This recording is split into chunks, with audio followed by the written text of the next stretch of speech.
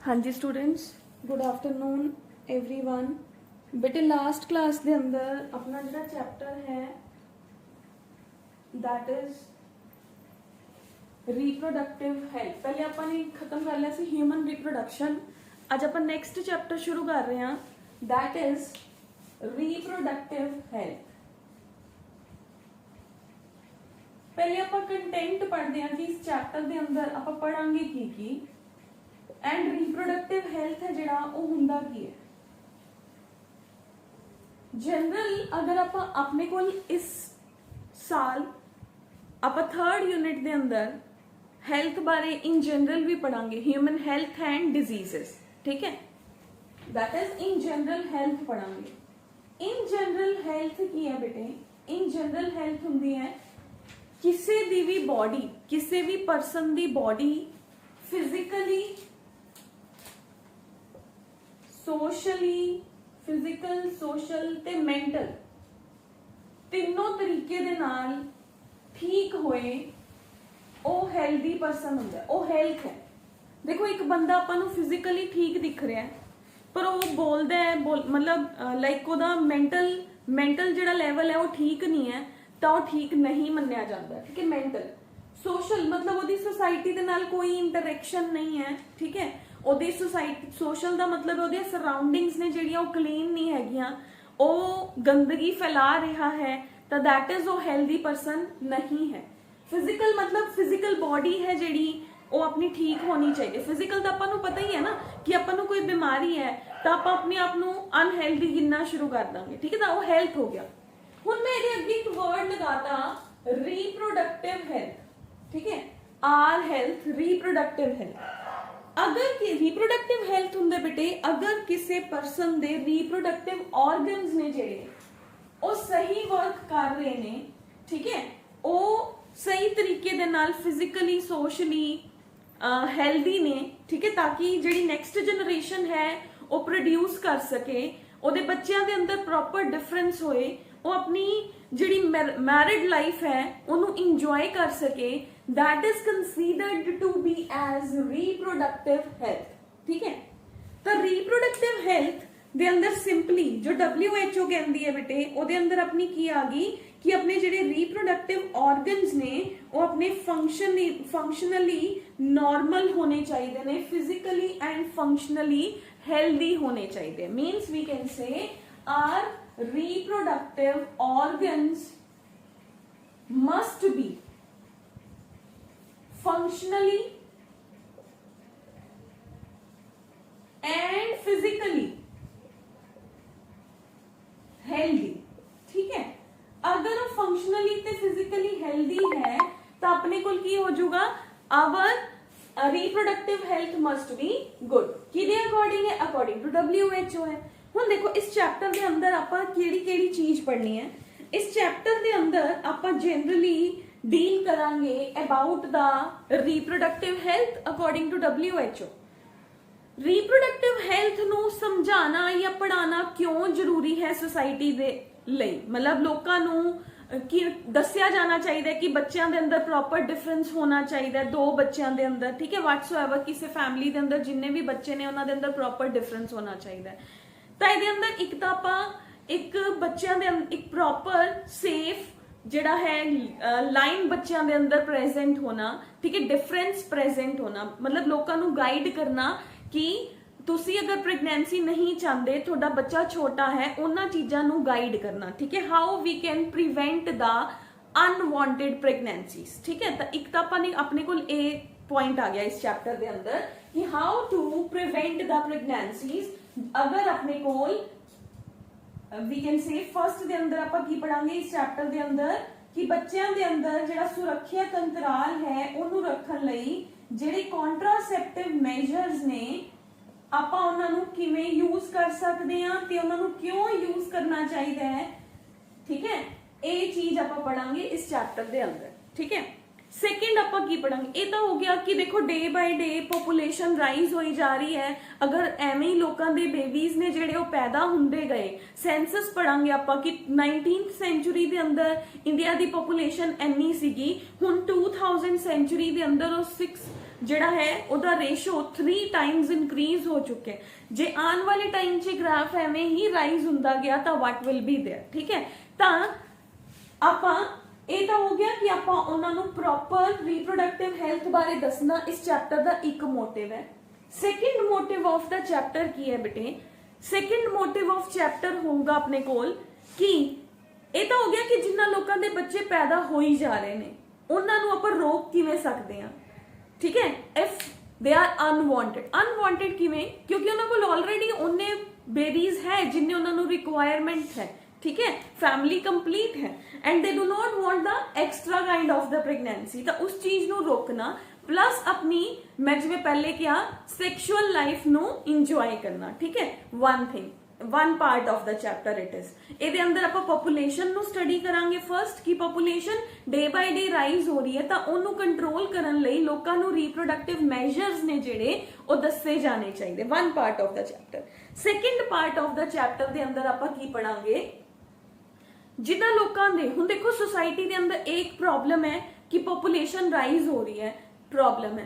Problem number 2 की है कुछ ऐसे कपल्स भी ने जिन्हां दे बच्चे हो ही नहीं रहे, ठीक है। तो आपां ਉਹ मेजर्स भी पढ़ांगे कि ਉਹਨਾਂ ਲੋਕਾਂ ਨੂੰ ਕਿਵੇਂ ਗਾਈਡ ਕੀਤਾ ਜਾਣਾ ਚਾਹੀਦਾ ਹੈ, ਕਿਹੜੀਆਂ ਟੈਕਨੀਕਸ ਉਹਨਾਂ ਲਈ ਹੋਣੀਆਂ ਚਾਹੀਦੀਆਂ ਨੇ ਕਿ ਉਹਨਾਂ ਦੇ ਵੀ ਬੇਬੀਜ਼ ਨੇ ਜਿਹੜੇ ਉਹ ਹੋਣ, ਠੀਕ ਹੈ। ਤਾਂ ਸੈਕਿੰਡ ਪਾਰਟ ਆਫ ਦਾ ਚੈਪਟਰ ਦੇ ਅੰਦਰ ਆਪਣੇ ਕੋਲ ਆ ਗਿਆ ART assisted reproductive techniques। मतलब ਉਹ couples ਜੋ ਜਿਨ੍ਹਾਂ ਦੀ ਮੈਰਿਜ ਨੂੰ 5 years 10 years 15 years ਹੋ ਚੁੱਕੇ ਨੇ ਤਾਂ ਉਹਨਾਂ ਨੂੰ ਆਪਾਂ ਕਿਵੇਂ ਇਸ मतलब ਟੈਕਨੀਕ ਦੇ ਨਾਲ ਜਾਗਰੂਕ ਕਰਾ ਸਕਦੇ ਹਾਂ ਕਿ ਉਹ ਕਿਹੜੀ ਟੈਕਨੀਕ ਨੂੰ ਆਪਟ ਕਰਕੇ ਆਪਣੇ ਬੱਚੇ ਪੈਦਾ ਕਰ ਸਕਦੇ ਨੇ। ਸੈਕਿੰਡ ਪਾਰਟ ਆਫ ਦਾ ਚੈਪਟਰ, ਠੀਕ ਹੈ।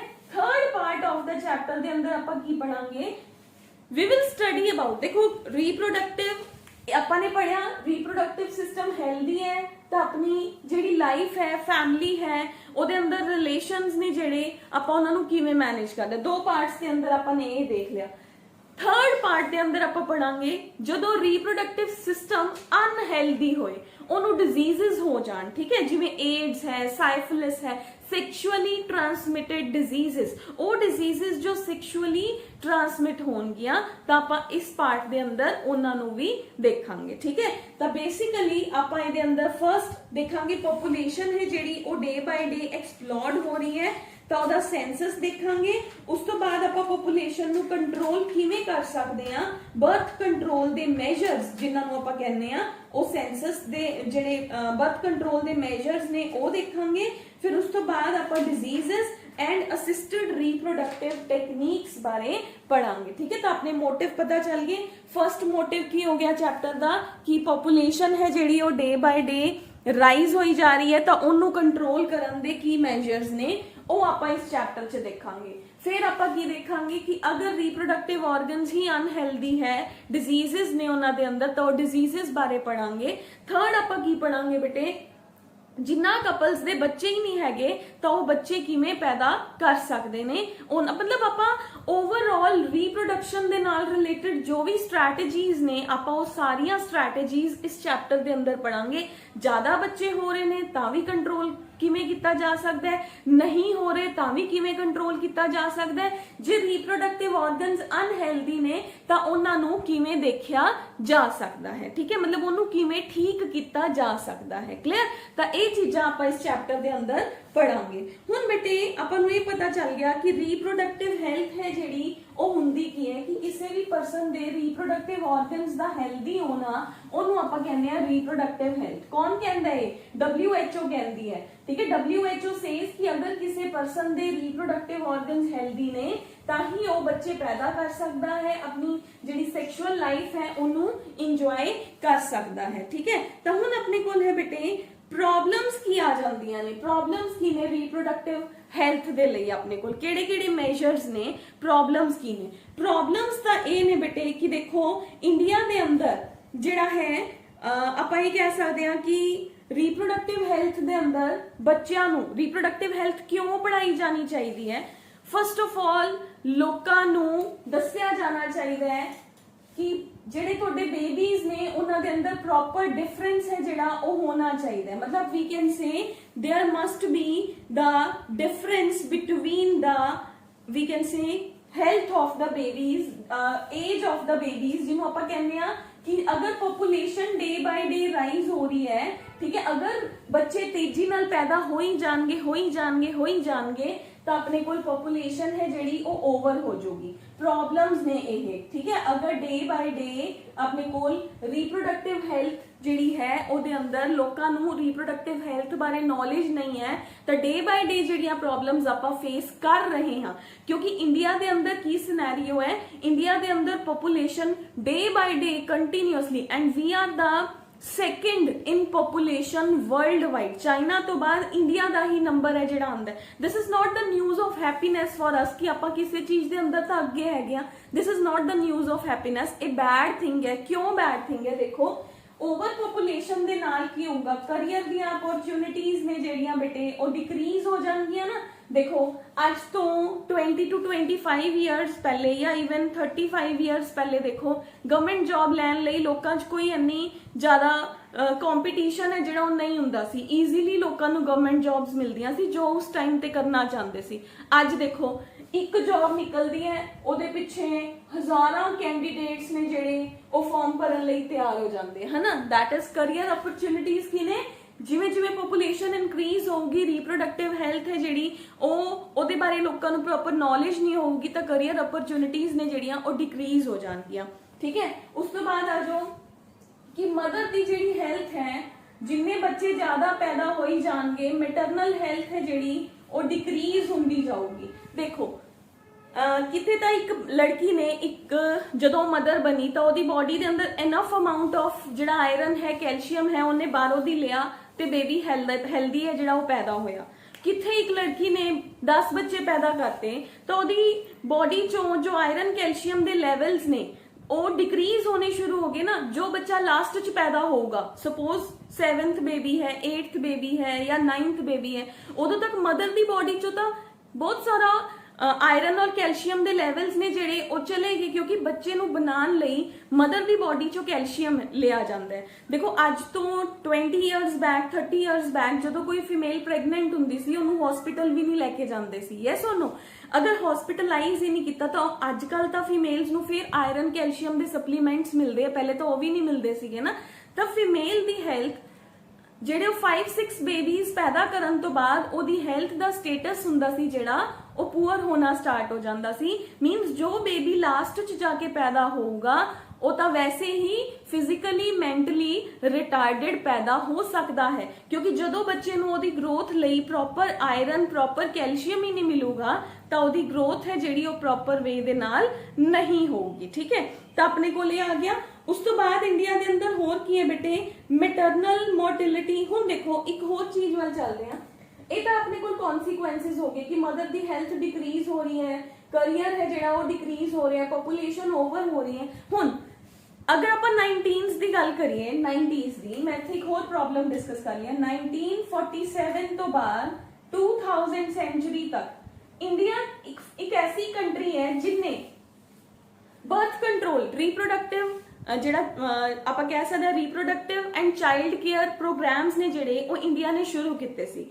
ਜਿਹੜੇ ਬੱਚਿਆਂ ਨੇ ਕਦੇ ਵੀ ਡੀਡੀ ਨੈਸ਼ਨਲ ਦੇਖਿਆ, when I was a kid ਤਾਂ ਡੀਡੀ ਨੈਸ਼ਨਲ ਦੇ ਉੱਪਰ ਮੋਸਟ ਆਫ ਦਾ ਐਡਸ ਹੁੰਦੀਆਂ ਸੀ ਨਾ ਜਿਹੜੀਆਂ ਸੀਰੀਅਲਸ ਦੇ in between, the ads were related to the reproductive health। ਮਤਲਬ ਬੱਚਿਆਂ ਨੂੰ ਪ੍ਰੋਪਰ ਐਡਸ ਦੇ ਥਰੂ, ਲੋਕਾਂ ਨੂੰ ਪ੍ਰੋਪਰ ਐਡਸ ਦੇ ਥਰੂ ਦੱਸਿਆ ਜਾਂਦਾ ਸੀਗਾ ਕਿ how to maintain the distance between the two kids. ਠੀਕ ਹੈ, ਤਾਂ ਇੰਡੀਆ ਦੇ ਅੰਦਰ ਇਹ programme for one of the very first countries है ਜਿਹੜੀ ਉਹਨਾਂ ਦੇ ਅੰਦਰ ਇੰਡੀਆ ਦਾ ਨਾਮ ਸੀਗਾ ਕਿ ਇੰਡੀਆ ਦੇ ਅੰਦਰ ਰੀਪਰੋਡਕਟਿਵ ਹੈਲਥ ਦੀ ਨੌਲੇਜ ਹੈ ਜਿਹੜੀ ਉਹ as compare to other countries ਬਹੁਤ ਜਲਦੀ ਦੇਣੀ ਸ਼ੁਰੂ ਕਰਤੀ ਸੀ।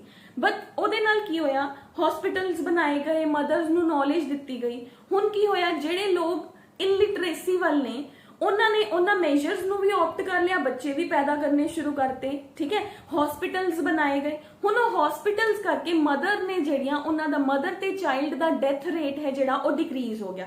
ਇਹ ਪੋਜ਼ਿਟਿਵ ਹੈ।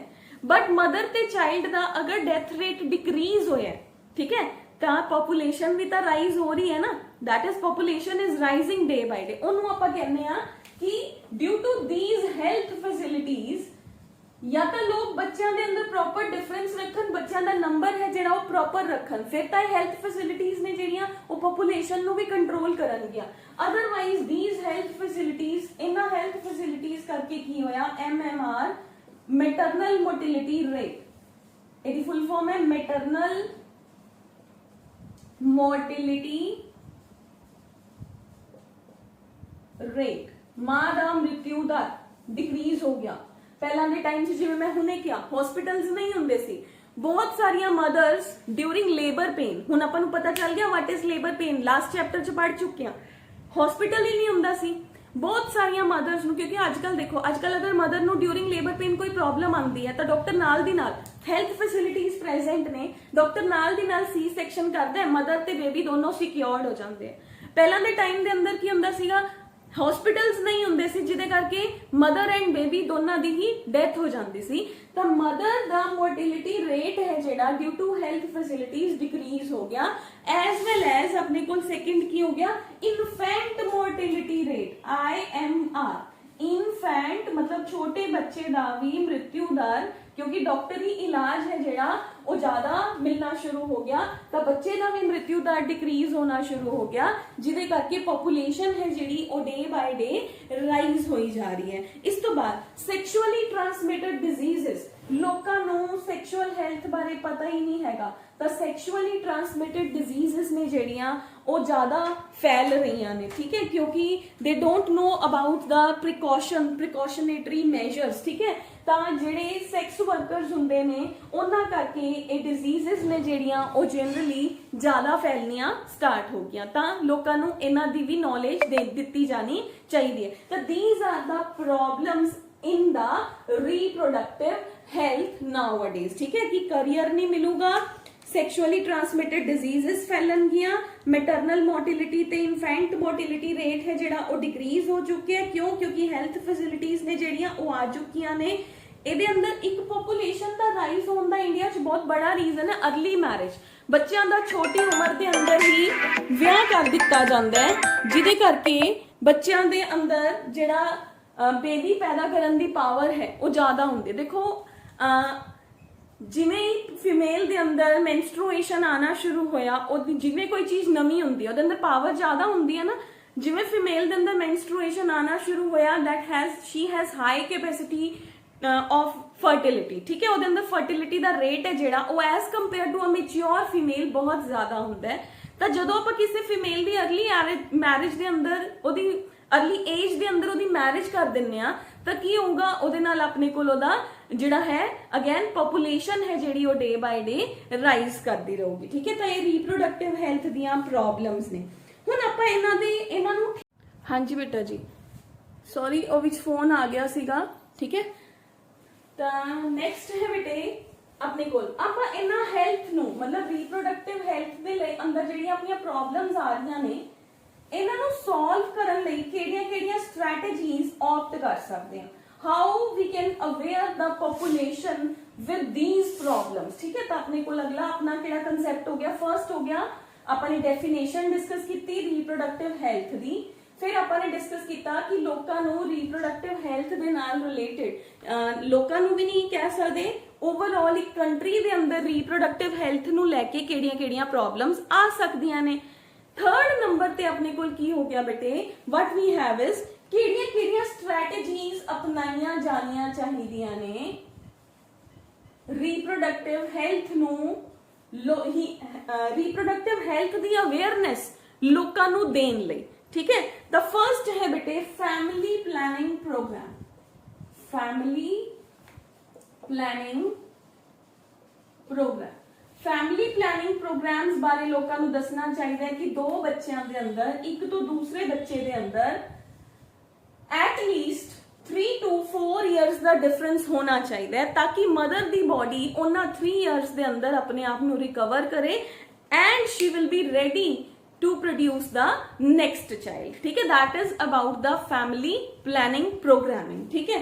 उस तो बाद है बेटे जो कि 1951 ਦੇ अंदर, as I told you early कि 1951 ਦੇ अंदर India was the first one of the first countries जिन्हें 1951 ਦੇ अंदर मतलब आजादी तो 4 साल बाद ही इंडिया ने फैमिली प्लानिंग प्रोग्राम्स ने जेडे वो स्टार्ट करते सी and I told you earlier कि DD1 दे ऊपर about the family planning programs it was in a huge ratio की सब तो ज्यादा ਜਿਹੜੀਆਂ ਐਡਵਰਟਾਈਜ਼ਮੈਂਟਸ ਨੇ ਉਹ ਫੈਮਿਲੀ ਪਲੈਨਿੰਗ ਤੇ ਹੀ ਦਿਖਾਈਆਂ ਜਾਂਦੀਆਂ ਸੀਗੀਆਂ ਠੀਕ ਹੈ ਅਗਰ ਤੁਹਾਡੀ ਫੈਮਿਲੀ ਦੇ ਅੰਦਰ ਕੋਈ 19s ਦਾ ਕਿਡ ਹੈ ਜਾਂ ਲਾਈਕ ਵੀ ਕੈਨ ਸੇ 1990 1991 ਔਰ 1985 ਤੁਹਾਡੇ ਪੇਰੈਂਟਸ ਚੋਂ ਜਾਂ ਤੁਹਾਡੇ ਕੋਈ ਬੜੇ ਐਲਡਰਸ ਚੋਂ ਹੋਣਗੇ ਤਾਂ ਯੂ ਕੈਨ ਆਸਕ them ਠੀਕ ਹੈ if you are friendly with them then you can ask them कि what were the family planning programmes on that time ठीक है तो हुण अपने को नेक्स्ट है बेटे अवेयरनेस अबाउट रीप्रोडक्शन तो बच्चों ਨੂੰ ਸਕੂਲਸ ਦੇ ਅੰਦਰ ਹੀ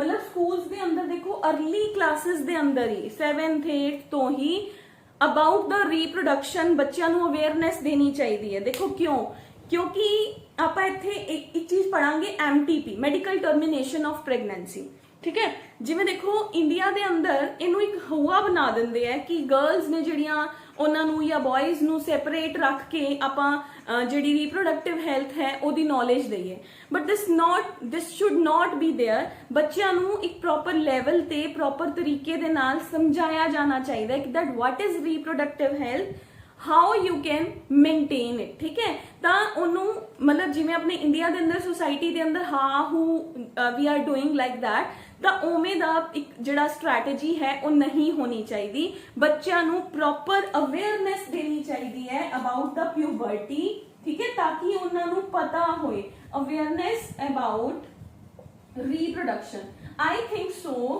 कि अगर अवेयरनेस हुंदी है ठीक है तो जे अपने इंडिया के अंदर rape cases and all these things हो रही ने तो they can be decreased at that level ठीक है तो ये डिक्रीज हो सकदियां ने उस तो बाद इहदे नाल ही रिलेटेड है कि बच्चों नू सैक्स एजुकेशन है जिहड़ी ਉਹ ਲੋਅਰ ਕਲਾਸਿਸ ਤੋਂ ਮਤਲਬ ਲਾਈਕ ਜਦੋਂ ਬੱਚੇ ਦੇ ਅੰਦਰ ਪਿਊਬਰਟੀ ਪੀਰੀਅਡ ਆਣਾ ਸਟਾਰਟ ਹੋਇਆ ਉਦੋਂ ਤੋਂ ਹੀ ਲਾਈਕ ਤੁਸੀਂ 10th ਕਲਾਸ ਚ ਵੀ ਪੜ੍ਹਦੇ ਹੋ ਤੁਹਾਡੀ 10th ਦੇ ਅੰਦਰ ਹਿਊਮਨ ਰੀਪਰੋਡਕਸ਼ਨ ਦੇ ਅੰਦਰ ਵੀ ਥੋੜਾ ਜਿਹਾ ਡਿਟੇਲ ਐਨੀ ਡਿਟੇਲ ਤਾਂ ਨਹੀਂ ਹੈ लेकिन there is the we can say small portion in your class 10th तो ਉਹੀ ਤੁਹਾਡੀ 7th 8th ਕਲਾਸ ਤੋਂ ਹੀ ਤੁਹਾਨੂੰ ਬੱਚਿਆਂ ਨੂੰ ਇਸ ਚੀਜ਼ ਬਾਰੇ ਗਾਈਡ ਕੀਤਾ ਜਾਣਾ ਚਾਹੀਦਾ ਹੈ ਥਰੂ ਦਾ ਐਜੂਕੇਸ਼ਨ ਇਸ ਤੋਂ ਇਲਾਵਾ ਬੱਚਿਆਂ ਨੂੰ ਜਿਹੜੀਆਂ ਸੈਕਸ ਰਿਲੇਟਡ ਪ੍ਰੋਬਲਮਸ ਨੇ ਯਾਨੀ ਕਿ ਸੈਕਸ਼ੂਅਲੀ ਟ੍ਰਾਂਸਮਿਟਡ ਡਿਜ਼ੀਜ਼ਸ ਨੇ ਉਹਨਾਂ ਬਾਰੇ ਵੀ ਪ੍ਰੋਪਰਲੀ ਪੜਾਇਆ ਜਾਣਾ ਚਾਹੀਦਾ ਹੈ ਪੜਾਇਆ ਜਾਣ ਦਾ ਮਤਲਬ ਇਹ ਨਹੀਂ ਹੋਣਾ ਚਾਹੀਦਾ ਕਿ ਤੁਹਾਡੀ ਬੁੱਕ ਦੇ ਅੰਦਰ ਹੈ and teacher is coming in the class ਉਹ ਤੁਹਾਨੂੰ ਕਹਿ ਦਿੰਦੀ ਹੈ ਕਿ ਅੱਜ ਤੁਸੀਂ ਘਰੋਂ ਦੀ ਏਡਸ ਬਾਰੇ ਪੜ੍ਹ ਕੇ ਆਣਾ that is not so teacher has to explain that in the detail to every kid ताकि किड्स नू पता चले कि ये बीमारी की है ये किवें फैलदी है ते इहदे प्रॉज एंड कॉन्स ने जिहड़े ओ की ने ठीक है नेक्स्ट अपने को आ गया बेटे कि जिहड़े बर्थ कंट्रोल डिवाइसेस ने ओ गवर्नमेंट है जिहड़ी ओनू लोकां नू अवेयर कराना चाहिए about the birth control devices ते उन्हां नू ऑलमोस्ट कुछ डिवाइसेस ने जिहड़े ओ फ्री ऑफ कॉस्ट भी प्रोवाइड करवाने चाहिए ने बर्थ कंट्रोल डिवाइसेस मतलब ऐसियां चीजां जिन्हां दे नाल बच्चों दे अंदर प्रॉपर जिहड़ा डिफरेंस है वो मेंटेन किया जा सके ठीक है awareness about birth control devices awareness of birth control devices ठीक है वो चीजां जिन्हां नाल बच्चों के अंदर प्रॉपर डिफरेंस क्रिएट किया जा सकता है उन्हां दी नॉलेज होनी चाहिए है ठीक है नेक्स्ट है बेटे अपने कोल prevention of the sex abuse and sex related crimes ठीक है as I told you earlier prevention of sex abuse मतलब एवें सिखाया ही नहीं जाना चाहिए सेक्स एब्यूज का मतलब है कि किसी का नजायज फायदा नहीं चुकना ठीक है sex abuse and sex crimes ठीक है तो इन्हां ते प्रॉपर पनिशमेंट्स ने जिहड़ियां ओ होनियां चाहिदियां ने ठीक है गर्ल्स दी प्रॉपर सिक्योरिटी लई जिहड़े मेजरमेंट्स ने ओ लोकां नू उन्हां बारे अवेयर कराया जाना चाहिदा है ठीक है उस तो बाद है बेटे लोकां नू we can say reproduction related जिहड़ियां प्रॉब्लम्स ने उन्हां बारे दस्सिया जाना चाहिदा है we can say the knowledge of reproduction related problems ठीक है लाइक जिवें सपोज किसी दे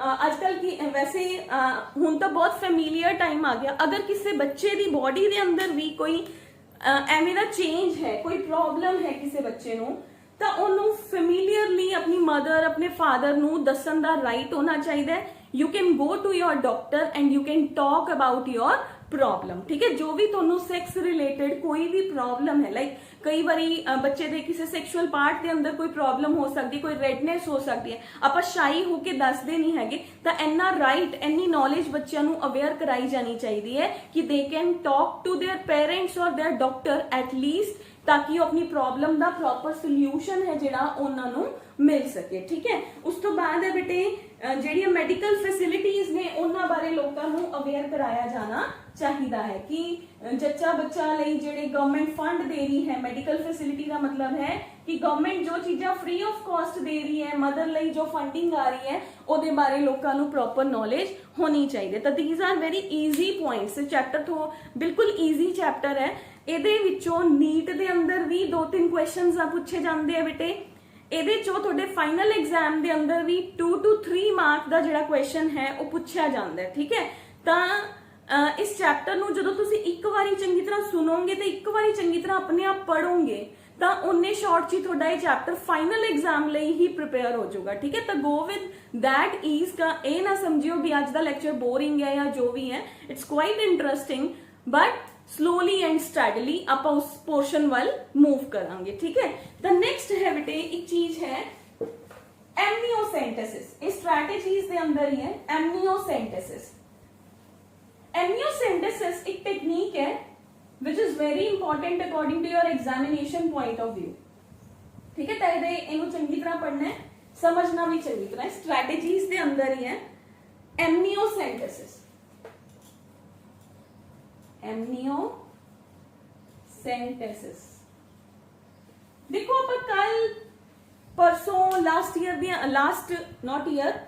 2-3 क्लासेस तो we are continuously talking about amniotic fluid, है ना। आपने की कहा सीगा कि let's suppose it's a lady, ठीक है। आपा a lady she is pregnant, ठीक है।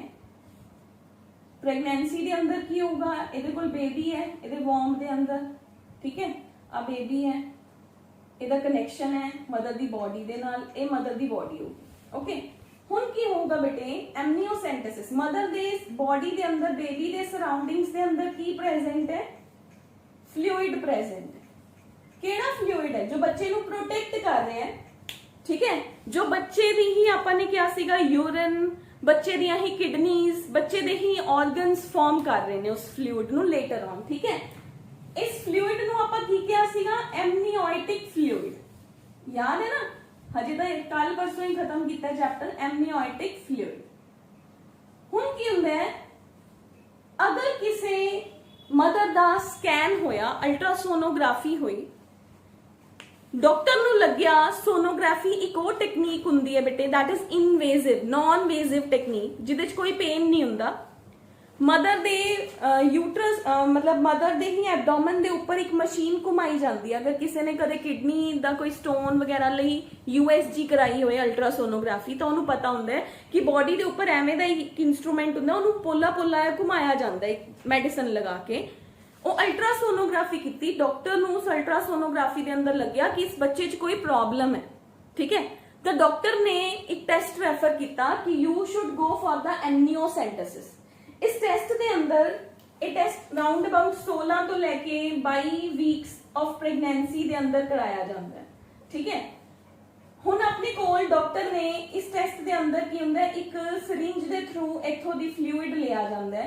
इस फ्लूइड के अंदर बच्चे दे स्किन दे सैल्स भी हुंदे ने, बच्चे दी बॉडी दे जिहड़े सैल्स ने वो इत्थे प्रेजेंट हुंदे ने। जदों सैल्स आए तो उन्हां सैल्स के अंदर क्रोमोसोम्स भी ने। अगर बच्चे दे अंदर कोई क्रोमोसोमल डिसऑर्डर है तो आपां नूं इत्थे पता चल जांदा है, ठीक है। हुण प्रॉब्लम की आंदी है कि इस टाइम पे जिहड़ा एबॉर्शन है वो नहीं हुंदा, बट आपां नूं बच्चे दे अंदर कमियां ने जिहड़ियां वो पता चल जांदी। क्रोमोसोमल एबनॉर्मैलिटीज, क्रोमोसोमल डिसऑर्डर्स जिन्हों आपां कहने आ वो पता चल जाता है। नंबर ऑफ क्रोमोसोम्स या क्रोमोसोम टुट्टी हुई तो नहीं हैगी, आपां नेक्स्ट चैप्टर च डील करांगे प्रॉपर सारे बारे कि बच्चे का क्रोमोसोम्स का जिहड़ा नंबर है वो 45 तो नहीं हैगा ठीक है, ਉਹਨੂੰ ਕਿਹੜੀ ਪ੍ਰੋਬਲਮ ਹੈ, 46 ਹੈ ਤਾਂ ਇੱਕ ਕ੍ਰੋਮੋਸੋਮ ਟੁੱਟੀ ਹੋਈ ਤਾਂ ਨਹੀਂ ਹੈਗੀ, ਇੱਕ ਦੀ ਇੱਕ ਆਰਮ ਹੀ ਨਹੀਂ ਹੈਗੀ ਆ ਵਾਲੀ, ਠੀਕ ਹੈ, ਦਿਸ ਇਜ਼ ਨਾਟ देयर, ਤਾਂ ਇਹ ਆਪਾਂ ਨੂੰ ਇਸ 'ਚ ਪਤਾ ਚੱਲ ਜਾਂਦਾ ਹੈ। ਤਾਂ ਅਗਰ ਬੱਚੇ ਦੇ ਕ੍ਰੋਮੋਸੋਮਸ 'ਚ ਕੋਈ ਪ੍ਰੋਬਲਮ ਲੱਗਦੀ ਹੈ ਤਾਂ ਇਸ ਟੈਕਨੀਕ ਦੇ ਥਰੂ ਉਹ ਚੀਜ਼ ਨੂੰ ਵੈਰੀਫਾਈ ਕੀਤਾ ਜਾਂਦਾ ਹੈ, ਠੀਕ ਹੈ, ਐਮਨੀਓਸੈਂਟੇਸਿਸ ਕਹਿੰਦੇ ਹਨ। ਬਟ ਇੰਡੀਆ ਹੈ, ਇੰਡੀਆ ਦੇ ਅੰਦਰ ਕੁਝ ਵੀ ਹੋ ਸਕਦਾ ਹੈ। ਇੰਡੀਆ ਦੇ ਅੰਦਰ ਲੋਕ ਇਹਨੂੰ ਇਲੀਗਲੀ ਯੂਜ਼ ਕਰਨ ਲੱਗ ਗਏ। ਲੋਕ ਕੀ ਕਰਦੇ ਹੈ, ਸੋ ਉਹਨਾਂ ਨੂੰ ਪਤਾ ਹੈ ਕਿ 16 ਤੋਂ ਬਾਅਦ ਤਾਂ ਐਬੋਰਸ਼ਨ ਨਹੀਂ ਹੋ ਸਕਦਾ, ਲੋਕ 16 ਤੋਂ ਪਹਿਲੇ ਹੀ ਐਮਨੀਓਸੈਂਟੇਸਿਸ ਕਰਾ ਲੈਂਦੇ ਹੈ। ਉਹਨਾਂ ਨੂੰ ਅਗਰ ਸ਼ੱਕ ਹੁੰਦਾ ਕਿ ਦ ਬੇਬੀ ਇਜ਼ ਗਰਲ ਚਾਈਲਡ ਤਾਂ ਦੇ ਗੋ ਫॉर द ਫਿਟਿਸਿਜ਼ਮ। ਫਿਟਿਸਿਜ਼ਮ ਮਤਲਬ ਗਰਲ ਚਾਈਲਡ ਨੂੰ ਮਾਰ ਦੇਣਾ। That is why this technique is band in India, ठीक है। ये उन्ना केस, ये बहुत उन्ना केसेस च ही कराई जाती है, अगर कराई भी जाए तो पूरा अंडर डॉक्टर्स ऑब्जर्वेंस कराई जाती है। डॉक्टर की प्रिस्क्रिप्शन तो बाद सिर्फ उन्ना कपल्स की ही होंगी है जिन्हां दे अंदर जिहड़ा है मदर की एज है जिहड़ी 40+ है, अगर लग रहा है कि क्रोमोसोमल डिसऑर्डर्स हो सकते हैं बेबी के अंदर, ओनली इन सम केसेस, ठीक है, otherwise it is band in India, ठीक है। क्यों? क्योंकि ड्यू टू द फीमेल फिटिसिज्म। तो आज मैं तुहानू 3 नंबर का नोट कराता बेटे। एमनियोसेंटेसिस एक foetal sex determination and disorder test जिहड़ा है वो है that is based on the chromosomal pattern present in the amniotic fluid. की किया जाता है, इहदे अंदर एक सिरिंज दे राही जिहड़ा स्किन है, जिहड़ा वो मदर दी डर्मल है, मदर दी स्किन है, ਉਹਦੇ ਅੰਦਰ ਇੱਕ स्किन सिरिंज ਜਾਂਦੀ है ਜਿਹਦੇ थ्रू एमनियोटिक फ्लूइड ਨੂੰ कैप्चर ਕੀਤਾ ਜਾਂਦਾ है, फिर ਉਹਦੀ क्रोमोसोमल स्टडी है ਜਿਹੜੀ ਉਹ ਕੀਤੀ ਜਾਂਦੀ है, ठीक है। ਤਾਂ अगर वी कैन से कोई कंजेनिटल डिजीज पाई जाती है तो मदर सेफ है उस स्टेज ते, तो एबॉर्शन लई भी डॉक्टर रिकमेंड कर सकता है, ठीक है। इहदा मिसयूज की है फीमेल फिटिसिज्म दे अंदर, इस करके लोकी इहनू सेक्स डिटर्मिनेशन लई ही यूज करन लग गए सी। That is why it is highly banned in India, ठीक है। तो एमनियोसेंटेसिस ता तुहानू नोट आ सकदा है बेटे ऑन द एमनियोसेंटेसिस। हुण है बेटे population explosion. Population explosion as I told you earlier कि आप चैप्टर नू 3 पार्ट्स के अंदर डिवाइड करांगे। 1 आप रिप्रोडक्टिव हेल्थ बारे पढ़ांगे, सैकेंड आप किवें बर्थ नू कंट्रोल किया जा सकता है उन्हां बर्थ कंट्रोल मेजर्स बारे पढ़ांगे, सैकेंड डिजीजेस बारे पढ़ांगे, थर्ड पढ़ांगे कि जेडे कपल्स दे बच्चे नहीं होंदे तो उन्हां दे बच्चे किवें पैदा किए जा सकते हैं। 3 पार्ट्स हो गए। फर्स्ट पार्ट है बर्थ कंट्रोल। बर्थ कंट्रोल का रीजन की है क्योंकि पॉपुलेशन एक्सप्लोड कर रही है डे बाय डे, ठीक है। तो पॉपुलेशन एक्सप्लोजन का मतलब की है कि इंडिया के अंदर जिहड़ा डाटा है वो डे बाय डे चेंज हो जा रहा है। इंडिया के अंदर वी कैन से कि अगर अगर डाटा की गल करिए तो अगर आप 2011 की गल करिए तो अपने कोल इंडिया के अंदर ही जिहड़ी पॉपुलेशन सी 2011 के अंदर as compare to 19th century वो 3 गुना वध चुकी है, ठीक है। तो ओदा रेट है जिहड़ा वो इन्ना ज्यादा इंक्रीज हो रहा है कि इस टाइम पे जो क्राइम रेशो इंक्रीज हो चुकी है वर्ल्ड वाइड इंडिया दा पॉपुलेशन च सेकेंड नंबर है। First is China and second is India. That is not a good point as I told you earlier, that is not a good thing to occur कि India के अंदर कुछ तो अच्छा हो रहा है, that is not the good. ਉਹਦੇ ਨਾਲ क्राइम इंक्रीज हो रहे हैं, लोगों को जॉब्स नहीं मिल रही हैगियां, ठीक है। लोगों के अंदर जिहड़ी हीन भावना है जिन्हों आप कह सकते हैं कि depression type of the situations ने जिहड़ियां वो अराइज हो रही ने डे बाय डे, ठीक है। तो पॉपुलेशन एक्सप्लोजन के अंदर अपने को 2-3 डेफिनेशंस ने बेटे। What we have is population growth. First definition is population growth. Population growth की है बेटे, एक गिवन एरिया के अंदर 1 मिनट के अंदर कितनी पॉपुलेशन है जिहड़ी वध रही है, that is we can say population density हुंदा है, that is number of individuals. Population growth का मतलब की हो गया P growth, number of individuals in a given time per space, ठीक है। एक स्पेस के अंदर कितनी जनता, कितने लोग present, that is represented by D. Population density is equal to number of individuals divided by the space, ठीक है। कि एक स्पेस के अंदर कितने लोग रह रहे ने, ठीक है। ਤਾਂ ਇੱਕ ਆਦਮੀ ਲਈ ਜਿੰਨੀ ਸਪੇਸ ਹੈ, ਇੱਕ ਪਰਸਨ ਲਈ ਜਿੰਨੀ ਸਪੇਸ ਹੈ, ਉਹਦੇ ਅੰਦਰ ਇੱਕੋ ਹੀ ਪਰਸਨ ਰਹਿ ਰਿਹਾ ਨਾ, ਉਹਦੇ ਅੰਦਰ 10 ਪਰਸਨਸ ਤਾਂ ਨਹੀਂ ਰਹਿ ਰਹੇ ਨਾ, ਤਾਂ that is the population density। ठीक है, तो population density ਦਾ ਮਤਲਬ ਕੀ ਹੋ ਗਿਆ? We have is the number of individuals of a species per unit area is called as population density। Next है बेटे natality, mortality, immigration and immigration. देखो मैं दो चीजें दसूंगी, इमीग्रेशन एंड इमीग्रेशन में क्यों कहा? क्योंकि स्पेलिंग्स का डिफरेंस है। पॉपुलेशन ग्रोथ तो बाद सेकंड है मोर्टिलिटी। मोर्टिलिटी का मतलब है एक मिनट के अंदर कितनी पॉपुलेशन एक गिवन एरिया के अंदर राइज हो रही है, ओनू आपां कहने आ मोर्टिलिटी, जन्म दर, सॉरी मोर्टिलिटी मृत्यु दर, कितनी पॉपुलेशन मर रही है, number of persons dying per unit time। ठीक है, that is mortality। mortality refers to the death rate per unit time। ठीक है, mortality। natality कितने बच्चे एक मिनट के अंदर पैदा हो रहे हैं, natality that is birth लेना, birth rate कहते हैं natality ਨੂੰ। ठीक है, ਹੁਣ ਅੱਗੇ ਮੇਰੇ ਕੋਲ ਦੋ ਡੈਫੀਨੇਸ਼ਨਸ ਨੇ, ਜੋ ਬੱਚੇ ਫੋਰਨ ਜਾਣਾ ਚਾਹੁੰਦੇ ਨੇ ਉਹਨਾਂ ਬੱਚਿਆਂ ਨੂੰ ਜ਼ਿਆਦਾ ਪਤਾ ਹੋਊਗਾ, yes or no। So we have is the immigration, immigration and immigration। ਤੁਸੀਂ ਜਦੋਂ ਜਿਹੜੇ ਵੀ ਬੱਚਿਆਂ ਨੂੰ ਕ੍ਰੇਜ਼ ਹੈ ਕਿ ਅਸੀਂ ਫੋਰਨ ਜਾਣਾ ਹੈ, ਉਹ ਜਿਹੜੀ ਐਮਬੈਸੀਜ਼ ਹੁੰਦੀਆਂ ਨੇ ਉਹਨਾਂ ਦੇ ਉੱਪਰ ਕਿਹੜਾ ਆਈ ਵਾਲਾ ਇਮੀਗ੍ਰੇਸ਼ਨ ਹੁੰਦਾ ਹੈ ਕਿ ਈ ਵਾਲਾ ਇਮੀਗ੍ਰੇਸ਼ਨ ਹੁੰਦਾ ਹੈ? आई वाला इमिग्रेशन लिखे होंगे कि ई वाला इमिग्रेट, आई और ई, think once then let me know. ठीक है, उस तो पहले मैं थोड़ा दस रही हूं, आई ई वाला इमिग्रेशन लिखे ई होंगे इमिग्रेशन। ठीक है, मतलब कितने इंडिविजुअल्स, देखो एक जगह की पॉपुलेशन है 100, एक पॉपुलेशन है एक जगह ते 100 100 है, इथों के लोग नाल कोई कंट्री इत्थे शिफ्ट हो गए तो इन्हां दी इमीग्रेशन होगी, इन्हां दी पॉपुलेशन च की फर्क पिया? डिक्रीज होगी। इन्हां दी पॉपुलेशन च की फर्क पिया? ओ इंक्रीज होगी। तो पॉपुलेशन का डाटा तो दोनों तरफ चेंज हो गया ना, जिन्हां दी गई ओ की हो गया? इमीग्रेशन। इमीग्रेशन आई नहीं मतलब आई, जिवें आपां एक एग्जांपल लैने आ कि पंजाब दे अंदर यूपी की पॉपुलेशन है जिहड़ी वो आंदी है, दैट इज इमीग्रेशन। क्योंकि होर फॉरेन कंट्रीज तो अपने इधर नहीं आंदियां ना, तो आप अपनी इंटर स्टेट ही कह दिंदे आ, तो दैट इज इमीग्रेशन। ठीक है, फॉर द वर्क आप भी चाहते हैं सेम वे दे अंदर the number of individuals that have come into a habitat that is called as immigration, and number of the individuals of a population who left that habitat that is called as the immigration। ठीक है, हुण तुहाडे कोल ना population growth दी curve है, वो आपां कल discuss करांगे। ठीक है, उस तो पहले मैं तुहानू एक जनरल सेंसस करानी है। सेंसस दा मतलब हुंदा है बेटे, सेंसस दा मतलब हुंदा है डाटा, कि हर 10 साल बाद जो किसी कंट्री दी पॉपुलेशन दी ग्रोथ नु चेक किया जाता है वो किवें हो रही है। ठीक है, जिवें for example we have is India दे अंदर पॉपुलेशन दी जिहड़ी डेंसिटी है वो पर स्क्वायर मीटर कितनी है?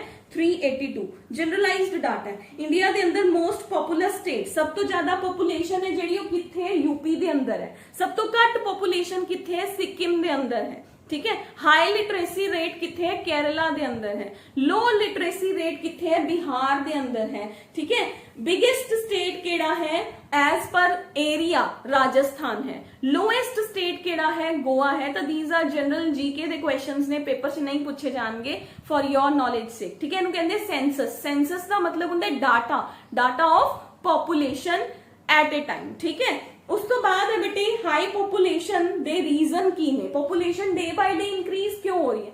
इधर रीजन है फैसिलिटीज। ठीक है, क्योंकि पहले फैसिलिटीज ही नहीं होंदियां सी, लोग हॉस्पिटल जान तो पहले ही मर जाते सी। देखो हुण नाल कंपेयर नहीं करना, क्योंकि हुण तो वैसे ही पैंडेमिक दा टाइम है, तो पॉपुलेशन ही इन्नी ज्यादा सीगी, that is why peoples are dying.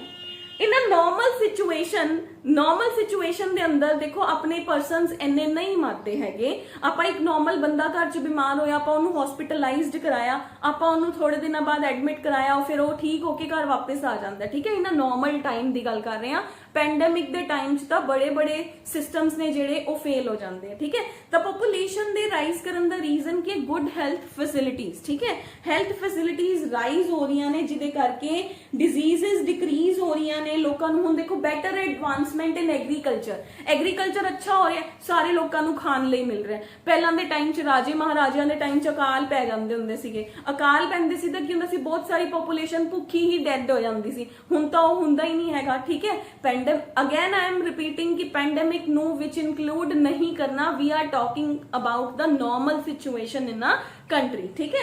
तो रिसोर्सेज ज्यादा ने लोगों के कोल, जिहड़ी गवर्नमेंट है वो बहुत एफर्ट्स कर रही हुंदी है कि सारे लोगों को खान पीन लई मिले, ठीक है। जिवें अपने आप कह दिंदे कि गवर्नमेंट के डिपूज हुंदे ने, उत्थे लोगों को फ्री जिहड़ा खाना पीना है, राशन है वो मिलता है। तो that is why facilities are increasing, ਉਹਦੇ ਕਰਕੇ लोग ਜਿਹੜੀ ਇਵਨਲੀ ਡੈਥ ਹੁੰਦੀ ਹੈ ਉਹ ਲੋਕਾਂ ਨੂੰ ਨਹੀਂ ਮਿਲ ਰਹੀ ਜੋ ਪਹਿਲਾਂ ਦੇ ਜ਼ਮਾਨੇ 'ਚ ਮਿਲਦੀ ਸੀਗੀ, due to the lack of the hospital facilities and due to the lack of the food water. ਉਹਦੇ ਕਰਕੇ ਜਿਹੜੀ ਡੈਥ ਰੇਟ ਹੈ ਉਹ ਡਿਕਰੀਜ਼ ਹੋ ਚੁੱਕੀ ਹੈ। That is why population is rising day by day. ਇੱਕ ਸਾਇੰਟਿਸਟ ਹੈ ਬੇਟੇ ਮੈਲਥਸ, ਉਹਨੂੰ ਕਹਿੰਦੇ Malthus theory of human population. ਕੁਝ ਵੀ ਨਹੀਂ ਹੈ, ਮੈਲਥਸ ਕਹਿੰਦਾ ਹੈ हर 10 साल बाद कोई भी कंट्री है ਉਹਦੀ पॉपुलेशन हमेशा राइज ही होगी, 2 तो 4, उस तो अगले 10 साल बाद 4 तो 8 तो मतलब इना स्क्वायर और राइज होती रहती है। That is the Malthus theory of the population, that population is growing and growing and growing always, ठीक है। That is not decreasing. हुण ओवर पॉपुलेशन दी कॉन्सिक्वेंसेस की ने? ओवर पॉपुलेशन दी कॉन्सिक्वेंसेस ने कि लोगों को, as I told you earlier, food supply नहीं मिलूगी, अनएम्प्लॉयमेंट इंक्रीज हो जाऊगी, स्कूल्स के अंदर एडमिशन नहीं मिलूगी, यूनिवर्सिटीज़ के अंदर एडमिशन नहीं मिलूगी, जॉब्स नहीं मिलनगियां, ठीक है। धक्का मुक्की या जिवें आपां कह सकते हैं कॉम्पीटिशन है जिहड़ा वो राइज हो जाऊगा। That is the consequences of the over population, ठीक है। पॉपुलेशन ਨੂੰ कंट्रोल किवें कर सकते हो? मैरिजेबल एज इंक्रीज कर दो, ठीक है। जिहड़ी 18 एंड 21 ईयर्स है ਉਹਨੂੰ गर्ल ਨੂੰ 21 कर दो, बॉय ਨੂੰ 24 कर दो, मैरिजेबल एज इंक्रीज हो जाएगी तो आपे ही पॉपुलेशन हो सकता डिक्रीज हो जाए। 3 साल हर एक दे बच्चे लेट पैदा होने शुरू हो जाएंगे, ठीक है। One consequence. उस तो बाद है एजुकेशन, फैमिली प्लानिंग बारे लोगों को दसो, एजुकेट करो लोगों को कि how you can plan your kids. उस तो बाद है लोगों को, जिहड़े गरीब लोग ने, जिहड़े we can say illiterate peoples ने, इंडिया का ऐसा दबका जिहदे अंदर लोगों को अवेयरनेस ही नहीं हैगी अबाउट द पॉपुलेशन, उन्होंने इंसेंटिव्स दिते जाने चाहिए कि अगर तुहाडे 2 बच्चों के अंदर इन्ना डिफरेंस होया, 4 साल का डिफरेंस होया, then we will provide you with the fundings। तो फंडिंग्स ने ਜਿਹੜੀਆਂ by the government provide ਕੀਤੀਆਂ ਜਾਣੀਆਂ ਚਾਹੀਦੀਆਂ ਨੇ, so that these consequences must be decreased, ठीक है। ਉਸ ਤੋਂ ਬਾਅਦ ਹੈ ਬੇਟੇ अपने कोल मैं as I told you earlier कि आपां ਜਿਹੜੀਆਂ 2 पॉपुलेशन ਦੀਆਂ ग्रोथ कर्व्स ने ਉਹ ਪੜਾਂਗੇ, ਤਾਂ ਇਹ ਆਪਾਂ ਨੈਕਸਟ ਕਲਾਸ 'ਚ ਪੜਾਂਗੇ। ਕੁਝ ਡੈਫੀਨੇਸ਼ਨਸ ਨੇ ਉਹ ਆਪਾਂ ਡਿਸਕਸ ਕਰ ਚੁੱਕੇ ਆ। That is mortality, population growth rate के अंदर mortality, natality and we have is migration, ਉਹਦੇ अंदर आ गया एज, इमीग्रेशन एंड आइमीग्रेशन, ठीक है। तो ये अपना आज जिहड़ा है आर्टिकल, बहुत सारा आर्टिकल आप कवर कर लिया कि पॉपुलेशन राइज हो रही है। हुण आपां उहनूं कंट्रोल मेजर्स ने जिहड़े वो कल डिस्कस करांगे, ठीक है। कंट्रोल मेजर्स बारे क्यों पढ़ाना है? क्योंकि पॉपुलेशन राइज हो रही है। पॉपुलेशन राइजिंग दे कॉन्सिक्वेंसेस, पॉपुलेशन राइज क्यों हो रही है, वो सारा अज आपां ने डिस्कस कर लिया, ठीक है। तो 1 पार्ट जिहड़ा है वो अपना हजे कवर नहीं होया, वो बर्थ कंट्रोल दे नाल कवर हुंदा है, ठीक है। हजे तो आपां यही पढ़िया कि बर्थ कंट्रोल करते क्यों ने, क्योंकि पॉपुलेशन राइज हो रही है। तो नैक्सट क्लास के अंदर आपां नाले तो 2 पॉपुलेशन दे ग्राफ पढ़ांगे, नाले आपां बर्थ कंट्रोल दे मेजर्स पढ़ांगे, ठीक है।